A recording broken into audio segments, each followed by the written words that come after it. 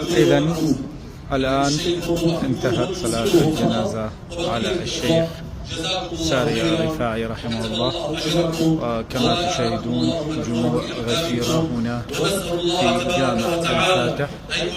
أدت صلاة الجنازة عليه وتم إلقاء الكلمات والدعاء له، وكان نائب مفتي اسطنبول حاضرا، ونقل تعازي الدكتور علي أرباش وهو رئيس الشؤون الدينية التركية، وتعازي أيضا مفتي عام اسطنبول لآل الفقيد وللشعب السوري عامة.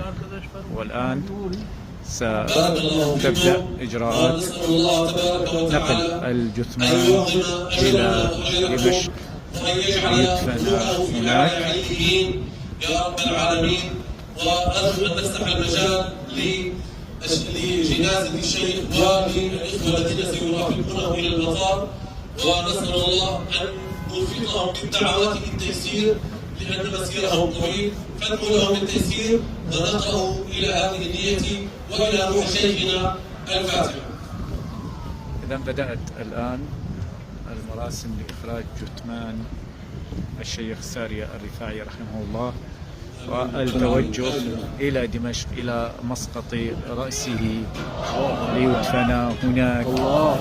حضور مهيب وأعداد كبيرة، أعداد غفيرة حضرت إلى هنا لصلاة الجنازة وللدعاء على الشيخ ساري الرفاعي.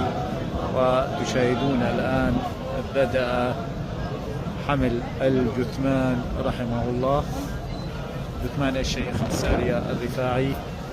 بدأ المشيعون بحمله لينطلق من هنا إلى دمشق إلى مسقط رأسه، حيث ينتظره مفتي عام سوريا الشيخ أسامة الرفاعي، ينتظره في دمشق، فقد نزل قبل أيام إلى دمشق وهو ينتظره الآن ليستقبله ويتم دفن الشيخ ساري الرفاعي في مسقط رأسه في دمشق، في المحافظة التي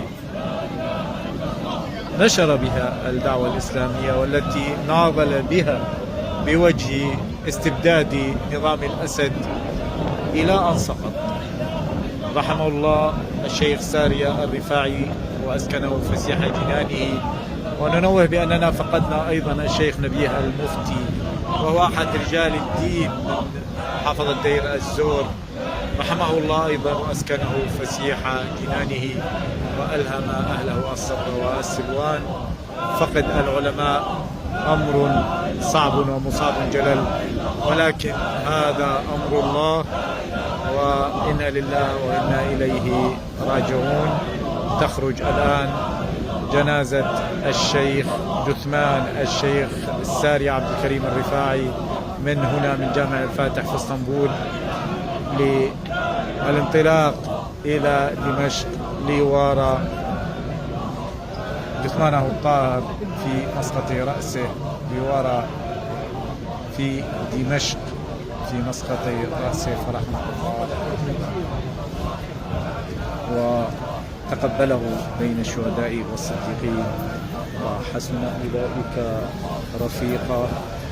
إذن كما تشاهدون أعداد غفيرة هنا في جامع الفاتح جاءت للصلاة على الشيخ ساري الرفاعي ولتوديعه إلى مثواه الأخير.